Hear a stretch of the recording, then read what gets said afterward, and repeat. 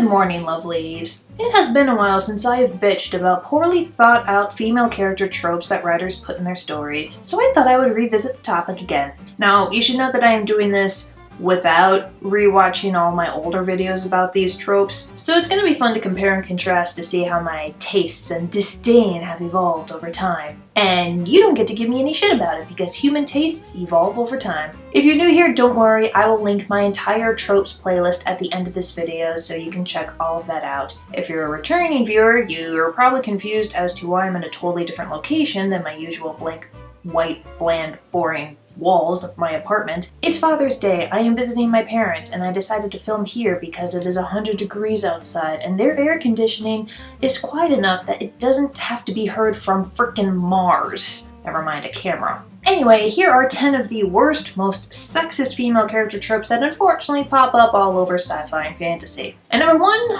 baby fever. Baby fever is when a person really wants a baby, a child of their own. Now sometimes this is in a perfectly healthy, perfectly normal, hey, I want to be a parent type of way. Other times it's an actual obsession, and that's what you see in horror movies. Now, I am not disrespecting this desire at all, even if it is utterly foreign to me. I don't get baby fever, I get puppy fever. Now if one character in a story has baby fever, that's fine. Even if it is a woman, every character needs a motivation, a drive, an end goal. But having every single woman in the same story, or having the only woman in that story have baby fever, be obsessed with babies and starting a family, I mean, that to the point that it is driving the main conflict, and it's almost always the women. Men rarely suffer from baby fever in fiction.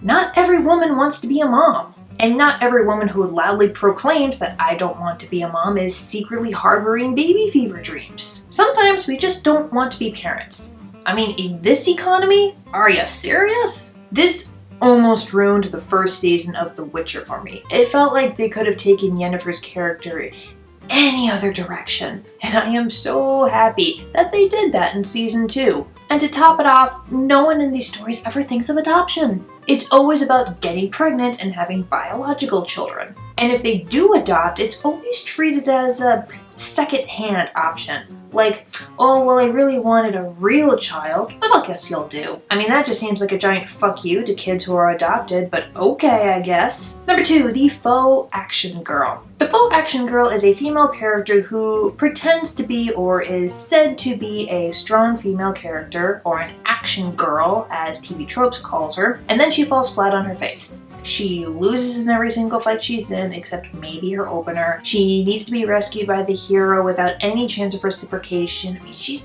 she's not a strong female character, but everyone pretends she is. What I hate about the faux action girl is that it gets our hopes up with a badass female character, and then it delivers a damsel in distress who likes wearing leather. Write a damsel in distress if you want. There's an audience for that. Just don't make false promises that you're gonna break by the halfway point. It's gonna really piss off your audience. Number 3, Trinity Syndrome. This one usually goes hand in hand with faux action girl. Trinity Syndrome, named after the character Trinity in The Matrix, is when a female character is initially introduced with a really strong fight scene that she probably wins, and then she never wins a fight again. She will immediately take a backseat to the main character, usually a man, usually winding up as his love interest. She's supposed to be this badass warrior woman with years, if not decades of fighting experience, but she gets outshined by Joe Schlub, the chosen one who's never thrown a punch in his life. This trope makes me so paranoid. I cannot get emotionally invested in any strong female characters, especially in movies, until at least the halfway point when I have seen that, oh wow, she's won more than 2 fights. Okay, I guess she's real. Number 4, the makeover. This one's not as present in sci-fi and fantasy as it is in other genres, but it is still irritating. We've all seen this, alright? The hero has been dismissing the girl chasing after him with hearts in her eyes because she's so plain. He might not even realize she exists. But then she gets a little makeup and maybe a hairdo from her friends, and suddenly every man is chasing her. Yeah, makeup can give you a confidence boost and make it so you don't look like a ghost on camera, but come on. The way the story frames this sends the message that a girl is not valued or wanted in any way unless she makes herself conventionally beautiful for the straight male gaze. You can do the makeover scene well in a way that does not perpetuate this message, but it's rare.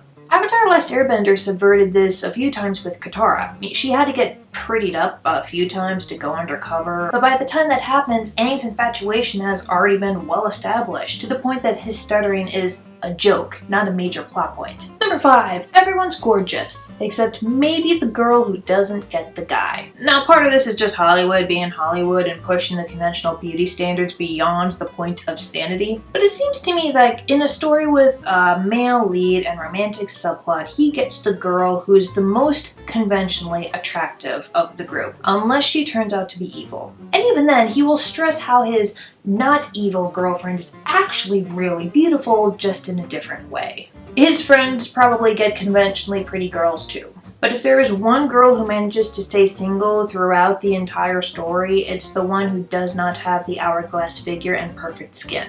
She's either a kid, or she's fat, or she is TV ugly. Again, placing value on human beings based on whether or not they're attractive to cishet men. There is a little bit of the reverse in here too, where the conventionally attractive guys are valued more by the female lead, but that is less common. We can have Beauty and the Beast, but we cannot have Beau and the Beast. Now, a quick tangent here before we get back to the tropes. If you're a regular on this channel, you may have noticed an uptick on the amount of videos that I have been pushing out recently. And it's because I'm trying to monetize this channel and I need a certain amount of hours of people watching my content in order to do that. Monetizing YouTube is one of the steps that I need to take in order to quit my day job and do this type of thing full time. So if you want to help me with that, there are 2 links in the description of this video. The first is my Patreon, where you support me and this channel for whatever amount every month, and you get bonus content. Then there's the tip jar, where it's just a one-time thing. Every little bit helps, and I want to make more videos for you guys as soon as possible. Alright, that's enough self-promo. Moving on. Number 6. I'm so ugly. Except I'm not. This is when the female character is absolutely gorgeous,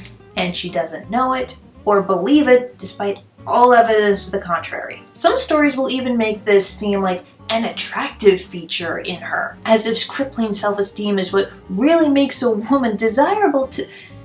You know, I think that might be like an actual societal problem. Yeah, because if she doesn't value herself as much as she should, then she's gonna set the bar really low for her male romantic partner so he can get away with being a jackass, and she's just gonna keep dating him instead of dumping his ass like she should because she has such low self-esteem because of the way she looks, or at least the way she perceives the way she looks. Now, I get that for some people, especially women who have been bombarded with beauty ads since we were in the fucking womb, this is a real thing for some of us. They will look at themselves in the mirror and they will see only the flaws, no matter how much other people admire their beauty. But honestly, it is far more common for beautiful people to know that they are beautiful, and for that to cause a whole other host of psychological issues that could be fascinating narrative arcs or character development. See, I kind of liked how Piper in The Heroes of Olympus treated her beauty. She's aware of it,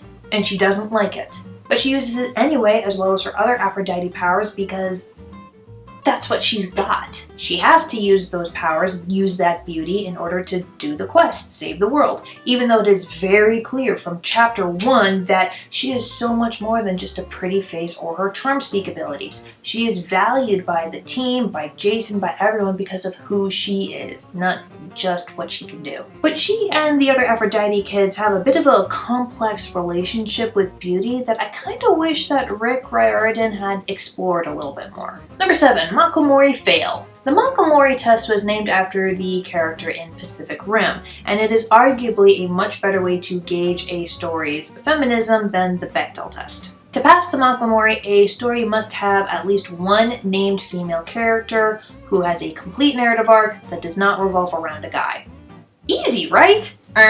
This is the literal bare minimum of what we're asking writers to do when they write women, and so many of them stumble over this low bar. The Mako Mori test is literally just asking writers to write us like people with whole lives outside of men, and apparently that is way too much to ask. Number 8, she only exists for the romantic subplot. This is basically another way of saying Makomori fail, but it irritates me so much that it's got its own number. This is actually a more extreme version of that, because she'll rarely have much in the way of personality at all. She's literally just there to be pretty and probably be in danger. Do you guys remember that movie The Day After Tomorrow? It's the natural disaster movie about climate change that is slowly but surely becoming our everyday lives. Yeah! Now you probably remember the big weather scenes, or that guy freezing to death in seconds, and maybe that telephone scene where Sam's dad promises to come and get him. Do you remember the name of Sam's crush? I don't. Do you recall anything significant about her personality besides smart enough to be on the academic team? That's because there wasn't any. And yet they somehow got this girl to be in the middle of a love triangle with Sam and that guy from the other academic team. She's just there to cause drama, to be put in danger, and rescued by Sam. Twice. Number 9, falling for the villain. Now, I might be a romantic asexual, meaning I do not experience romantic or sexual attraction, but I do understand the aesthetic appeal, okay? Bad boys are pretty, and that is compounded by the fact that he's wearing all black. But you understand that he is a villain, right?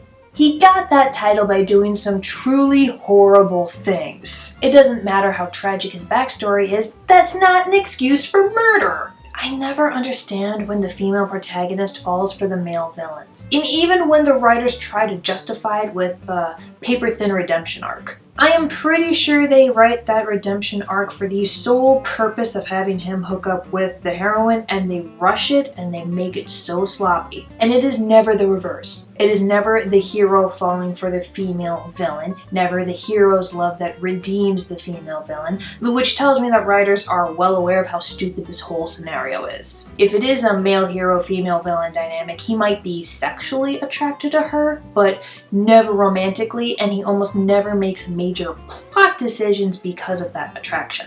If he does, it'll be played off as a joke because they understand how ridiculous that is. Rise of Skywalker was a clusterfuck of bad writing decisions, but that kiss was one of the biggest. And number 10, fridging. Fridging is when you kill off a character for no reason other than to motivate a different character to do the thing. It gets its name from that Green Lantern comic where the villain kills his girlfriend and then shoves her body into the refrigerator for the Lantern to find. And it disproportionately happens to female characters, as well as characters of color and characters with disabilities. Now, I understand killing off characters, okay? I do it myself. It's fun, it is great drama, great conflict. I like to imagine the way it's going to emotionally destroy my readers, and I laugh. But having a woman character come into the story literally just to get killed off so her husband or boyfriend can have his revenge plot? Come on. Using a character death to motivate another character is lazy. It can be done well. See Full Metal Alchemist. But if the only narrative purpose is for that character to die, especially if she is a woman, reconsider your story. We're already treated like props and objects, alright? You don't need to hammer us with the murder too. There is also a sub-type of fridging where instead of being murdered to motivate the men in her life, the woman is raped or assaulted. See, this is even more insulting because it is pulling the story away from her pain, her trauma, her path to healing, or revenge, to instead focus on the men in her life who were not raped or assaulted but just feel so gosh darn bad about it, you know? This reinforces the belief that women are just men's property and that by assaulting or destroying us is the equivalent of breaking the man's favorite car or a child's favorite toy. Don't do it. I do professional manuscript critiques, so if you're a writer who has started to sweat at any point during this video, my contact information is in the description of this video. I will help you out. Until then, I will see you next time. Bye, lovelies.